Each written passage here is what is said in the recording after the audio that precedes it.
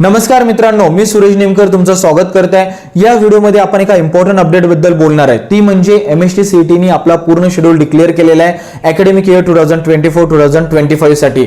आणि हा शेड्यूल तुम्हाला समजून घेणं खूप जास्त महत्त्वाचं आहे मित्रांनो, कारण चुकीला माफी नाही हे लक्षात घ्या तुम्ही। इथे मी फक्त तुम्हाला डेट्स डिस्प्ले नाही करणार आहे, तर त्या डेट्सला पर्टिक्युलर काय ऍक्शन्स घ्यायची ती पण गोष्ट क्लिअर करणार आहे। सेकंड, मी तुम्हाला जेवढ्या पण इम्पॉर्टंट लिंक्स आहेत त्या सगळ्या डिस्क्रिप्शन बॉक्समध्ये टाकून ठेवतो। सीट मॅट्रिक्स कसं बघायचं, कट ऑफ कसा बघायचा, टॉप इंजिनिअरिंग कॉलेजेस कोणते अमरावती, नागपूर, पुण्यामध्ये त्याच्या लिंक्स तुम्हाला मिळून जाईल। आणि थर्ड द मोस्ट इम्पॉर्टंट गोष्ट मित्रांनो, तुम्हाला तुमच्या फ्रेंड्सला जर काही पण डाऊट्स असेल तर कमेंट्स बॉक्समध्ये मला विचारा। ॲज सून ॲज पॉसिबल मी तुम्हाला रिव्हर्ट करेल। माझं स्वतःचं जे डिप्लोमा झालाय गव्हर्नमेंट कॉलेजमधून झालाय, इंजिनिअरिंग झालाय, मी समजू शकतो जर तुमचे डाऊट्स क्लिअर नाही झाले तर स्ट्रेस येतं, टेन्शन येतं, ओव्हर थिंकिंग होतं।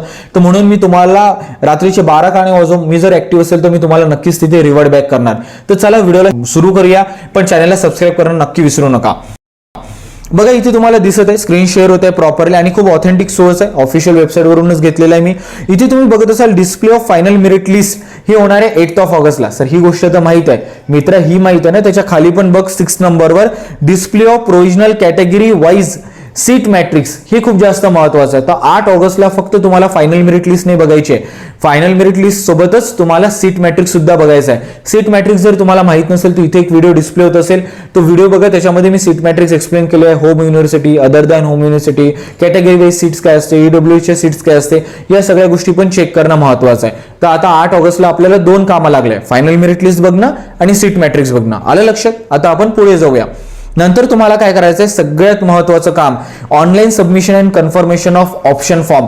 हा याच्या डेट्स काय, 9th of August to 11th of August या ड्युरेशन मध्ये तुम्हाला तुमचा ऑप्शन फॉर्म फिल पण करायचा आहे, कन्फर्म पण करायचं आहे। आलं लक्षात? त्याच्यानंतर तुमचं अलॉटमेंट लिस्ट लागणार की तुम्हाला कोणतं कॉलेज मिळालं ते लागणार आहे 14th ऑफ ऑगस्ट 2024। त्याच्यानंतर 2 ते 3 दिवसांनी तुम्हाला कोणतं कॉलेज मिळालं ते लक्षात येऊन जाईल।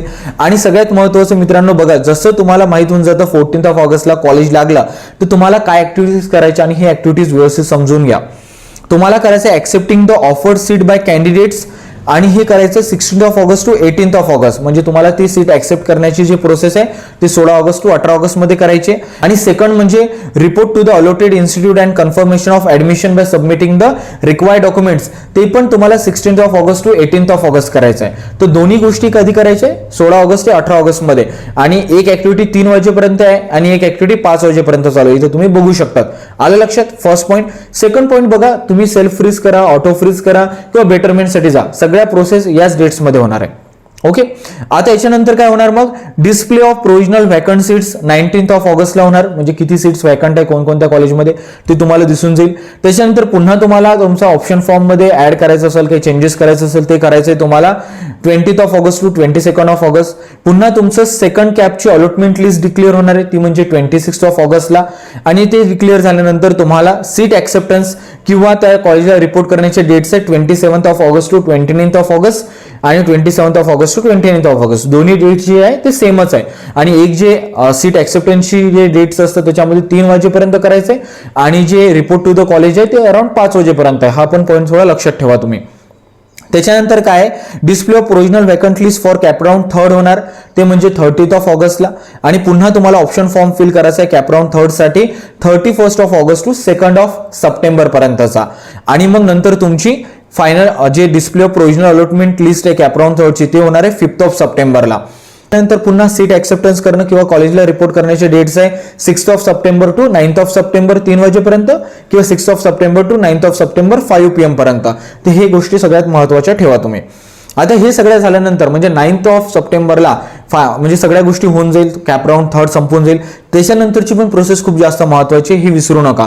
फॉर गव्हर्नमेंट एडेड किंवा अनएडेड इन्स्टिट्यूट्स काय करणार, आपल्या व्हॅकंट सीट्स डिस्प्ले करणार, आपल्या ऑफिशियल वेबसाईट्सवर, न्यूजपेपरमध्ये देईल, इन्व्हाइट्स करणार रजिस्टर्ड स्टुडंट्सला। ही खूप जास्त महत्त्वाचं आहे मित्रांनो, कारण लिटरली सांगतो व्हॅकंट होऊ शकतात। एखादं PICTचं कॉलेज आहे, तिथे एखाद्या विद्यार्थ्यांनी ENTC मिळालं होतं बट ते ऍडमिशन कॅन्सल करून त्याला अजून चांगलं मिळालं असेल, तो गेला असेल, किंवा कोणाचे प्लॅन्स सुद्धा चेंज होतात। असं टाइमपास म्हणून इंजिनिअरिंगची सीटची कॅप प्रोसेस करतात तर ते ऍडमिशन करतच नाही. तर व्हॅकंट सीट चेक करायच्या. जर समजा तुम्हाला एखादं XYZ कॉलेज मिळालं आणि तुम्हाला PICTची म्हणा, लकीली VGTIची एखादी व्हॅकंट सीट दिसत आहे तर नक्कीच ती सीट तुम्ही घ्या आणि इथली ऍडमिशन कॅन्सल करा. तर म्हणून असं नाही करायचं की कॅप राऊंड सेकंडमध्ये मला जे कॉलेज पाहिजे ते मिळालेलं आहे तर मग मी बसून जातो. नाही, व्हॅकंट सीटवर पण लक्ष ठेवायचं. जर तुम्हाला चांगलं कॉलेज मिळत असेल तर नक्की तिथे ऍडमिशन घ्या आणि जे कॉलेज मिळालं तिथे ऍडमिशन कॅन्सल करू शकता. आणि ही प्रोसेस करण्यासाठी तुम्हाला 10th of September to 13th of September पर्यंतचा टाइम दिलेला आहे आणि तुम्ही हे गोष्ट करू शकता. खूप जास्त महत्वाचे. आलं लक्षात? तर हा पूर्ण शेड्यूल होता मित्रांनो. जर तुम्हाला याच्यामध्ये काही डाऊट्स असेल तर कमेंट्स बॉक्समध्ये मला नक्की विचारा. व्हिडिओला जास्तीत जास्त शेअर करा, लाईक करा आणि चॅनलला सबस्क्राईब करा. आणि सगळ्यात महत्त्वाचं मित्रांनो, जेवढे पण इम्पॉर्टंट व्हिडिओज आहेत ते गो थ्रू करा. मी महत्त्वाची गोष्टी आणत राहील तर चॅनलला सबस्क्राईब करणं विसरू नका. चला, आजच्यासाठी एवढंच. Thank you so much.